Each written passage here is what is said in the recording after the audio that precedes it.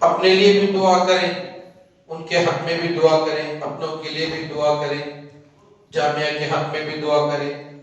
جو جو چیزیں ہماری ضروریات تقاضوں میں سے ہیں اللہ کے سامنے دعا کو ہوں، انشاءاللہ اللہ رب العزت اس مبارک موقع پر رد نہیں فرمائے گا، ہماری دعا ضرور قبول کی جائے گی۔ باہر جو احباب ہیں ان سے گزارش ہے کہ اندر تشریف لے آئیں، اساتذہ کرام سے بھی گزارش ہے کہ سامنے تشریف لائیں۔ انشاءاللہ جو ہے حافظ صاحب جو آخری سبق سنائیں گے، مولانا افتخار صاحب دامت برکاتہ سے گزارش کرتا ہوں کہ آپ جو ہے سامنے تشریف لائیں اور آخری سبق سماعت فرمائیں، پھر اس کے بعد حضرت کا خطاب ہوگا، پھر دعا ہوگی۔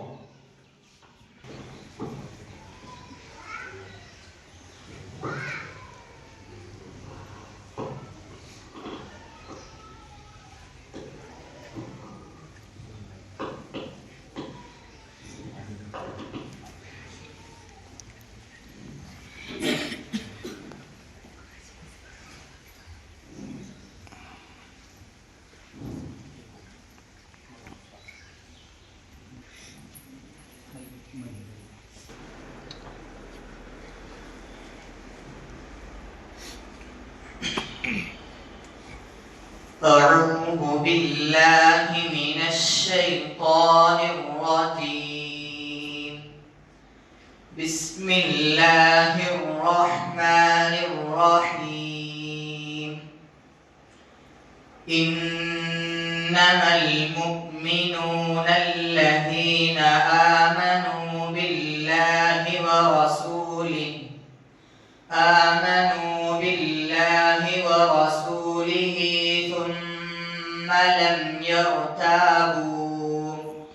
ثم لم يرتابوا وجاهدوا بأموالهم وأنفسهم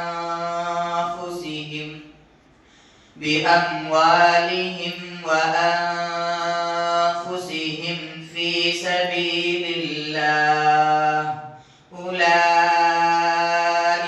هم الصادقون.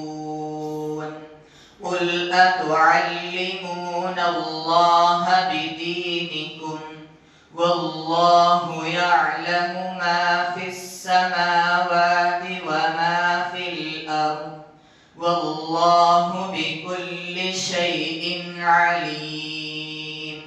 يمنون عليك أن أسلموا قل لا تمنوا علي إسلامكم بل الله يمن عليكم أن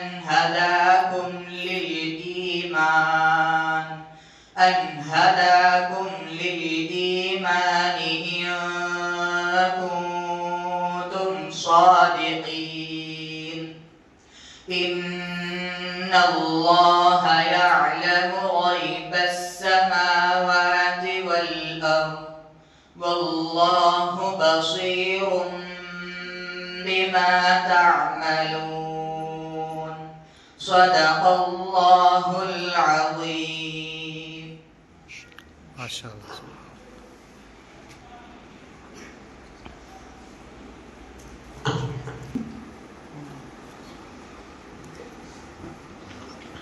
حضرت مولانا افتخار صاحب سے گزارش کرتا ہوں، حضرت مولانا افتخار صاحب محتمم فیضیہ مدنیہ چنگیری، کہ آپ اپنے خطاب سے ہم کو نوازیں۔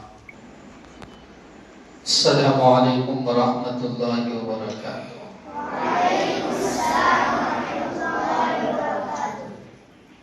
الحمد للہ وحدہ والصلاة والسلام علی من لا نبی بعد اما بعد فاعوذ باللہ من الشیطان الرجیم بسم اللہ الرحمن الرحیم یمنون علیک ان اسلموا قل لا تمنوا علی اسلامکم بل اللہ یمن علیکم ان ہداکم للایمان ان کنتم صادقین۔ صدق اللہ العظیم۔ وقال النبی صلی اللہ علیہ وسلم القرآن شافع مشفع وماحل مصدق من جعله أمامه قاده إلى الجنة ومن جعله خلف ظهره ساقته إلى النار أو كما قال عليه الصلاة والسلام۔ قابل احترام علماء کرام، اساتذہ کرام، ذمہ داران مدرسہ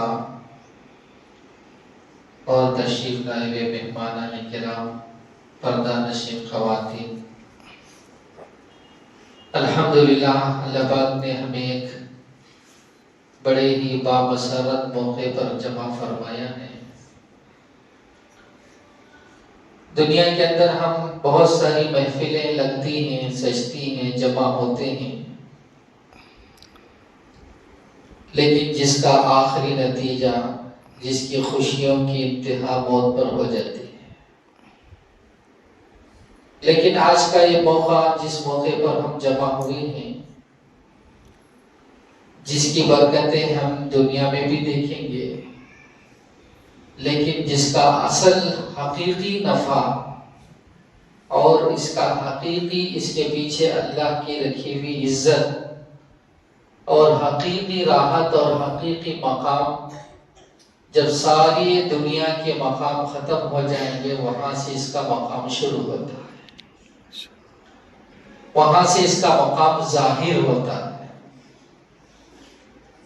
یوم لا ينفع مال ولا بنون، کہ جس دن انسان کو اس کا مال بے فائدہ ہو جائے گا، اور جس دن اس کی اولاد اس کے لیے نفع بخش نہ رہے گی، اس دن یہ مجلس میں جو کام ہوا ہے، جو فائدہ اور اس مجلس کا جو عمل ہے، یعنی بچے کی تکمیل قرآن، اس کی حقیقی برکتیں اس دن ظاہر ہوگی جب سارا مال و دولت اور اولاد خاندان سب بے فائدہ ہو جائے۔ جس دن دیکھیں گے خافضۃ الرافعہ، کہ دنیا میں جو اپنے آپ کو اونچا سمجھ رہے تھے وہ نیچے اتر جائیں گے، اور جو دنیا کے اندر جن کو نیچا سمجھ رہے تھے ان کا مقام اونچا ہو جائے گا۔ قیامت کی صفت میں سے صفات ہے خافضہ رافعہ، کہ خافضہ کے معنی نیچے اتارنے، جھکانے والا۔ دنیا میں جو بڑا اکڑنے والے، مال دولت پر اترانے والے، جنہوں نے دنیا کو مقصد منزل بنایا ہے، تو ان کی پوری پوزیشن اتر جائے۔ اور جن کو دنیا کے اندر حقیر نگاہ سے دیکھ رہے تھے، کہہ رہے بھائی ان چیزوں سے کیا ہونے والا ہے، اس سے کیا فائدہ ہے، اب بیکار جن کو لوگ سمجھ رہے تھے، اس دن پتا چلے گا کہ یہ اللہ کے خزانے سے کیا دولتیں کما کر لے گئے۔ تو الحمدللہ اسی سلسلے کا ایک عمل کہ اللہ پاک کا کلام، جس کا یاد کرنا، سیکھنا، سکھانا، جس کو اللہ کے نبی علیہ الصلوۃ والسلام نے ارشاد فرمایا ہے، خیرکم، کہ سب سے بہتر کام، سب سے اچھا کام، اس سے اچھا اور بہتر زمین پر ہو نہیں سکتا ہے۔ ایک بڑے عالم دین نے فرمایا کہ یہ مت سمجھو کہ دنیا کے کا اعتبار سے اچھا کام، دنیا کے اعتبار سے تو اچھا کام ہے ہی، دین کے سارے شعبوں میں بھی سب سے اونچا شعبہ، دین کے بھی بہت سارے دینی اعتبار سے کام ہیں، ذمہ داریاں ہیں، ان ساری دینی ذمہ داریوں میں سے بھی سب سے اچھا کام من تعلم القرآن وعلمہ، کہ قرآن کریم کا سیکھنا اور سکھانا سب سے افضل کام ہے۔ کہ اللہ کا کلام، یہ نہیں صرف اللہ کی کتاب ہی نہیں، اس کی خصوصیت اللہ کا کلام، اس سے پہلے انبیاء علیہ السلام پر جو نازل ہوتے تھے وہ اللہ کی کتاب ہوتی تھی، اس کو اللہ تعالیٰ لکھوا کر کے دنیا میں نازل فرماتے تھے۔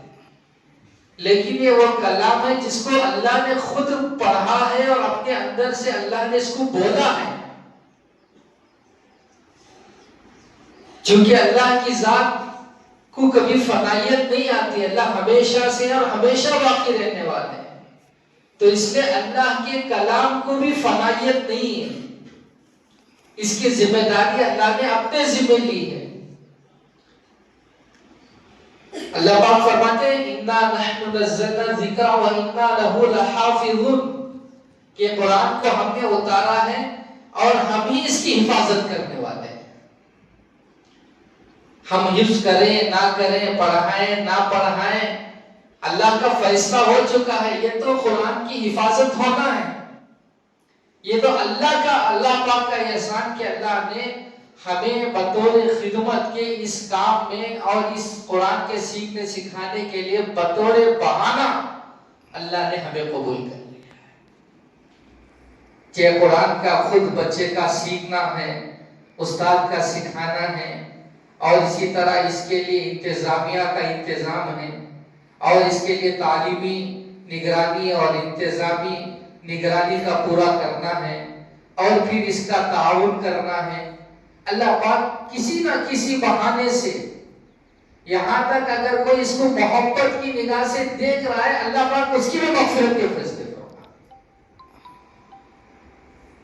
کن عالما، فرمایا کہ یا تو عالم بنو، اعلیٰ درجے کی بات ہے کہ خود عالم بن جاؤ، او متعلما، اگر نہیں عالم بنے ہیں تو اپنا مزاج پیدا کرو کہ بھی زندگی بھر جب کبھی بھی موقع ملے بلکہ اپنی زندگی کے وقت کو نکال کے طالب علم بنیں گے، ہم سیکھتے رہیں گے.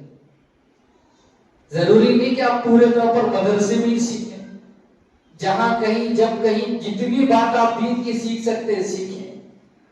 اپنے آپ کو طالب علمانہ مزاج میں چلائیں. حضرت جی مولانا یوسف صاحب رحمۃ اللہ علیہ فرمایا کرتے تھے بھئی ہم یہ تو نہیں کہتے کہ ہر آدمی عالم بن جائے، لیکن ہم یہ ضرور کہیں گے کہ امت کا ہر فرد طالب علم بن جائے.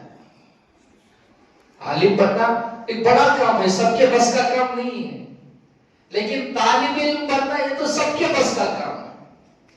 جو جتنا بے بس ہے وہ اس کی اتنی زیادہ لائق ہے کہ بھائی مجھے بالکل پڑھنے نہیں آتا تو آپ طالب علم بن سکتے ہیں، مجھے بالکل الف با بھی نہیں آتا تو آپ کے پکے طالب علم بن سکتے ہیں. تو آخرت میں جو فضائل اللہ نے عالم کے رکھے ہیں وہی فضائل اللہ تعالیٰ نے طالب علم کے لیے بھی رکھے ہیں. اگر وہ موت تک طالب علم بن کے عالم بننے کی نیت سے لگا رہے تو اللہ پاک اس کو بھی علماء کی صف میں شامل فرمائے، حافظ قرآن کی صف میں شامل فرمائے. اور مستمع، چلیے آپ پورے طور پر وقت دے کر سیکھ بھی نہیں رہے تو کم از کم اتنا رکھیے کہ جہاں کہیں دین کی بات ہو تو آپ اس کو دھیان کے ساتھ میں سنیں، توجہ سے سنیں، قدر کی نگاہ سے سنیں. اور محبہ کہ چلو بھائی اب اتنی بھی توفیق نہیں رہی، نہیں حضرت بہت بزی میں بیٹھ کو بات سننے کی مجھے فرصت نہیں ہے، تو فرمایا کہ آخری بات اتنا تو کرو کہ سب جو اس لائن میں لگے ان کے ساتھ ایک محبت کی نگاہ ہی تم کے پڑا. کہیں یہ نہ کہو بھئی یہ بیکار ہے، یہ کیا کرنا، بچے پڑھا کو کیا کھاتا انہیں، اگے جا کو کیا کرتا انہیں. لوگ بچے کو جب چھوڑنے کی بات آتی ہے تو کیا بولتے ہیں، حضرت اس میں لگ کو آگے چل کو کیا ہی لوگ کمانا کیا کھانا ہی لوگ. جب یہی بچے عالم دین بن کے نکلتے ہیں، اللہ پاک جب ان کو صحیح مقام صحیح عالم بن کے نکلتے ہیں، جب ان کی زندگیاں دیکھتے تو کہتے ہیں کہ حضرت کھانا تو عالماج کھا رہی سو سکتے، انہوں کھے سکا کون کھا رہی، انہوں پہنے سکا کون پہن رہی، وقتا سکون کام نہیں کہتے ہیں. جب بچے کو چھوڑنے کی بات آئی تو ایسا بول رہی، جب یہ چیز تیار ہو گئی تو ایسا بول. اور محبت کا معاملہ، کہیں بھی قرآن پڑھنے والا بچہ نظر آئے، پڑھانے والا استاد نظر آئے، کہیں قرآن کی نسبت پر کوئی بھی نقل و حرکت نظر آئے تو اس کو عظمت اور محبت کی نگاہ سے. ہو سکتا ہے کہ محبت کی نگاہ سے دیکھنا بھی ہمارے لیے مغفرت کا سامان بن جائے۔ وَلَا تَكُنِ الْخَامِسِ، فرمایا 4 میں لانا، 5 میں مت جانا۔ فتح لی، اگر 5 میں گئے تو برباد ہو جاؤ گے۔ وَالْخَامِسَةُ أَن تُلْغِزَ الْعِلْمَ وَالْعُلَمَاء، کہ 5ویں کیٹیگری وہ بربادی والا راستہ، ہلاکت والا راستہ یہ ہے کہ تمہارے اندر علم اور علماء سے بغض پیدا ہو جائے، نفرت تمہارے دل کے اندر آ جائے، ناقدری تمہارے دل کے اندر آ جائے۔ تو الحمدللہ اللہ کا شکر ہے یہ بچہ حافظ قرآن آج بنا ہے۔ تو ہمیں تو بظاہر دیکھنے میں ہم نے آخری سبق سن لیا، ہم نے تو صرف آخری لقمات دیکھا ہے، لیکن اب یہ پورا قرآن شریف حافظ قرآن بننے میں کیا کیا ہوا ہے یہ تو اصل یہ بچہ جانتا ہے یا ان کے استاد جانتے ہیں۔ خود قرآن کریم کی حالت دیکھ کے معلوم ہوتا ہے بھئی اس پہ کتنی محنت کی گئی، اس کا جو قرآن کریم جو رکھا ہوا ہے، جس کا ایک ورق 70 بار سے زیادہ کھلتا ہے، جس کی وجہ ہے کہ وہ قرآن کریم اگر باہر سے اس کو مضبوط نہ کر دیا جائے تو 5 قرآن پھٹ جائے۔ یہ خود قرآن گواہی دے رہا ہے کہ اس قرآن کو کتنی مرتبہ کھولا گیا ہے، کتنی مرتبہ ایک آیت کو رٹا گیا ہے، یاد کیا گیا ہے، محنت کی گئی ہے، ایک آیت محفوظ کی گئی ہے۔ تو یہ حافظ قرآن بن جانا بچے کا، یہ صرف یہ بچے کی سعادت نہیں ہے بلکہ ان کے ساتھ یہ والدین کے لیے بھی سعادت، رضا کے لیے بھی سعادت ہے، بلکہ پورے خاندان کے لیے سعادت ہے، بلکہ ہم کہیں کہ پوری امت کی سعادت ہے۔ یہ حافظ قرآن بچہ اپنے لیے نہیں بنا ہے، صرف ان کے ذات کے لیے انہوں نے حافظ قرآن نہیں بنایا، بلکہ امت کی امانت ہے۔ بلکہ اگر ہم اور غور کر کے دیکھیں تو یہ آج ہمیں لگتا ہے بھئی کیا ہوا، بچہ حافظ قرآن ہوا۔ اگر اور غور کر کے دیکھیں تو پتا چلا کہ ان مدرسوں میں کیا کام ہو رہا ہے، یہ مدرسے کے اندر یہ چھپے کیا کام ہو رہا ہے، خاموشی کے ساتھ، سادگی کے ساتھ یہ کام ہو رہا ہے کہ ابھی جو بچے دنیا میں پیدا نہیں ہوئے، ابھی پیدا ہونے کے لیے برسوں چاہیے ان بچوں کو، ابھی دنیا میں جو بچے پیدا بھی نہیں ہوئے الحمدللہ ان کے لیے اساتذہ تیار ہو گئے، ان بچوں کی ایمان کی حفاظت کا سامان ہم نے تیار کر دیا۔ ابھی وہ بچوں کے پیدا ہونے کا پلان بھی نہیں بنا ہے، الحمدللہ ان کے لیے ان کی ایمان کی حفاظت کا سامان تیار ہوا ہے۔ تو اتنا بڑا خیر کا اور اتنا بڑا دوری کا الحمدللہ اللہ تعالیٰ نے ان مدارس کے ذریعے سے اور اس کے قربانیاں دے کر ان اساتذہ کے ذریعے سے اللہ پاک کی ساری اداروں سے سب کی ملی جلی کوشش، صرف یہ نہیں کہہ سکتے بھائی صرف ایک کے فرد سے ایک شخص سے کچھ ہو جائے، بلکہ سب کی انتظامیہ کی، اساتذہ کی، تعاون کرنے والوں کی، سب کی کوشش سے الحمدللہ یہ طلباء اور یہ سارے نقشے وجود میں آ رہے ہیں، اور یہ سارے